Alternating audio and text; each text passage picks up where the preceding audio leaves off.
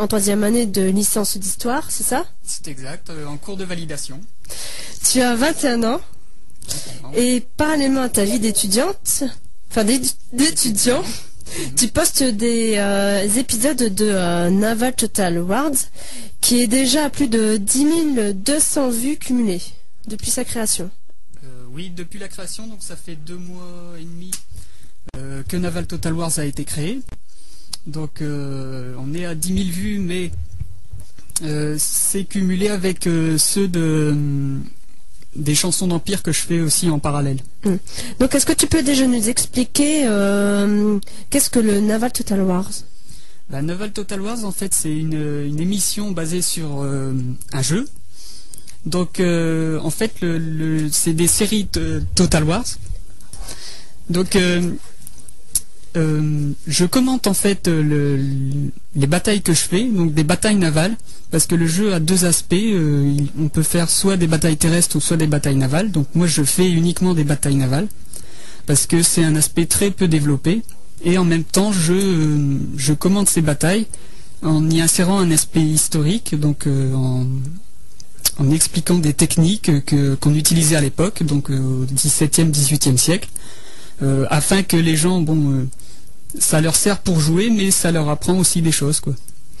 Alors, d'où t'est venue cette idée de mettre en ligne cette vidéo? Et depuis quand?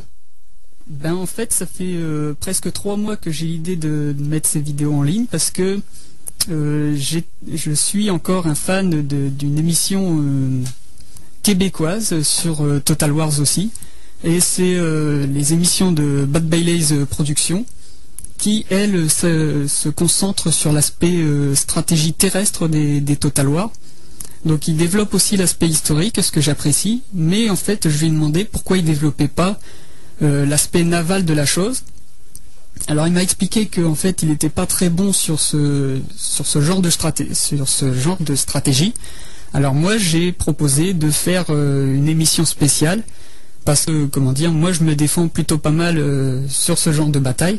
Et comme j'ai également les connaissances historiques donc ça m'a lancé dans cette émission, quoi. Et tes partenaires ont-ils le même objectif? Pas vraiment en fait, parce que là je suis dans la Total War Production, donc page Facebook, donc qui rassemble plusieurs commentateurs francophones. On a décidé de s'associer pour se partager les fans et d'augmenter notre vue. Mais moi, déjà, je m'intéresse à l'aspect naval, alors que les 3 autres partenaires ne s'y intéressent pas. Ils font des batailles uniquement terrestres. Et c'est plus une ambiance détente que strictement historique. On y apprend des choses à la Total War Production, mais on ne fait pas que ça, en fait. Il n'y a que moi qui essaye de vraiment... Enfin, mon cursus universitaire m'aide un peu, mais voilà, quoi. Donc en fait le but pédagogique et historique.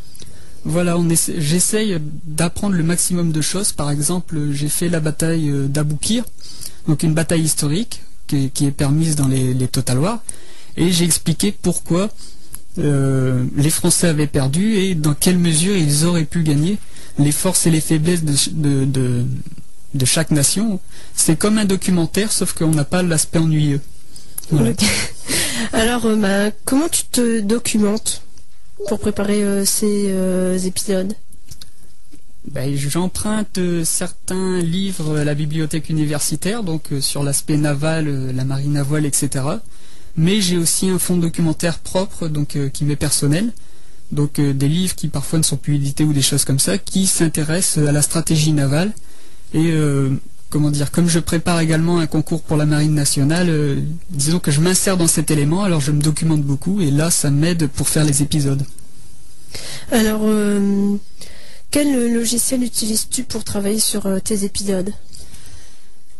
J'en utilise un peu beaucoup selon les dires de certains. Donc il y a Leviat 40 qui est le grand patron de Total War Production, qui m'a conseillé Fraps, donc que j'utilise actuellement, mais au début Bad Bailey's, donc je lui ai demandé des conseils vu que je le considère comme le dieu des commentateurs sur Total War, donc il m'avait conseillé Expire, mais maintenant je travaille sur Fraps Mais j'utilise aussi d'autres documents annexes, par exemple Audacity pour le son, et Windows Live Movie Maker pour quoi dire d'assembler le tout.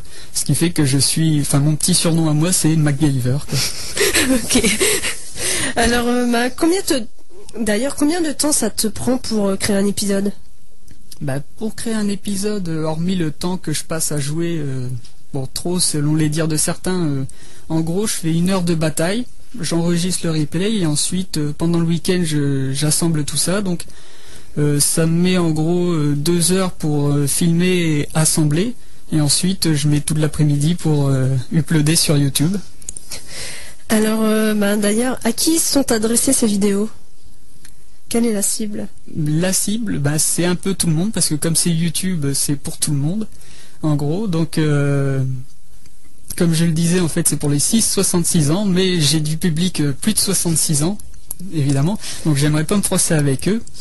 Mais en gros, ça doit intéresser tout le monde, mais j'ai des personnes entre 10 et 20 ans, ainsi que 50 et 60 ans qui regardent mes vidéos. Donc, je m'attendais pas à toucher un public aussi large. Ok. Donc, as-tu des commentaires de ces personnes? Évidemment, oui. Comme je fais la pub sur beaucoup de forums, par exemple Planète Total Wars ou encore jeuxvideo.com, la plupart des personnes viennent voir mes vidéos et les commentent.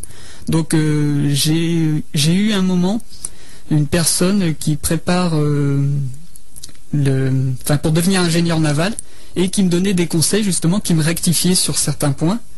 Lui il me donne des conseils, mais la plupart me disent si les vidéos sont bonnes ou pas.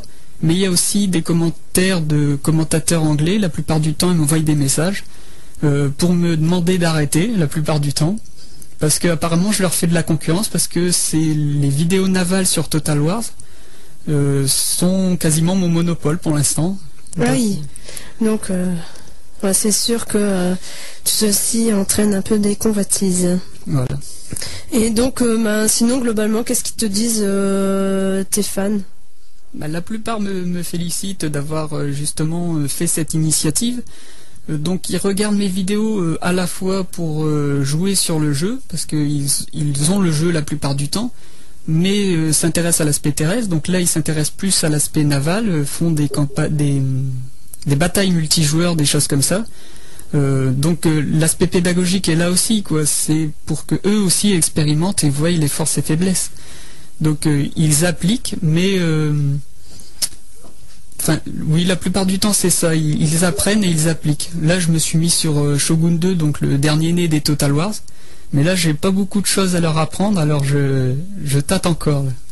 Alors, d'ailleurs, tu as déjà posté 10 épisodes. Alors, quand vas-tu mettre en ligne la prochaine session? Et quel sera le thème, d'ailleurs? Le prochain épisode, normalement, en fait, j'aurais dû lancer aujourd'hui une nouvelle émission qui se serait appelée Les Galères de Corinthe. Malheureusement, je n'ai pas encore eu le temps de la tourner parce que, comme tu l'as dit, j'ai une vie étudiante à côté, donc effectivement, ça m'a pris un petit peu de temps. Donc ce qui fait que la prochaine émission, ce sera encore une émission sur Naval Total Wars.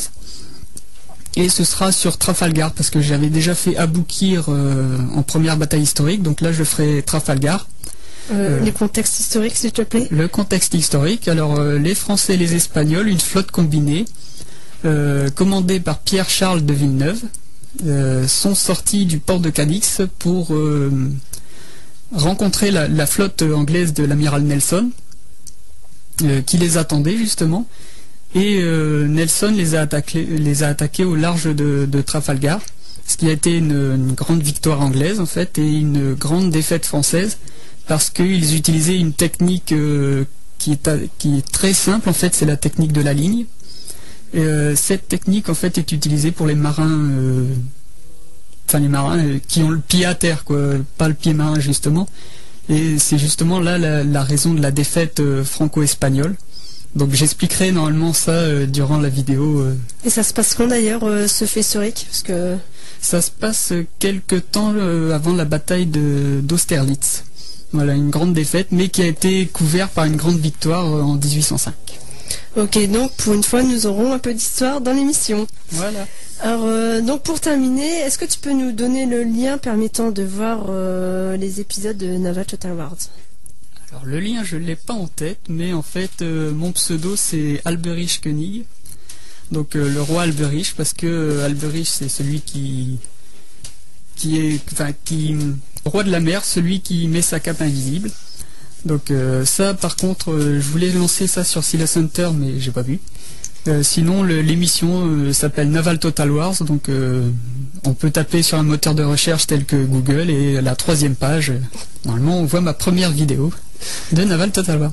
Ok. Et sinon, est-ce que tu as Facebook? Ben là, je suis sur le Facebook de Total War Production. Donc en fait, c'est Total War Prod, tout collé. Donc dirigé par les Viat 40, et moi je suis l'un des partenaires. Je poste mes vidéos, enfin je fais la pub de mes vidéos sur Total War Production. Ok. Bon bah merci Thomas d'être venu. C'était un plaisir.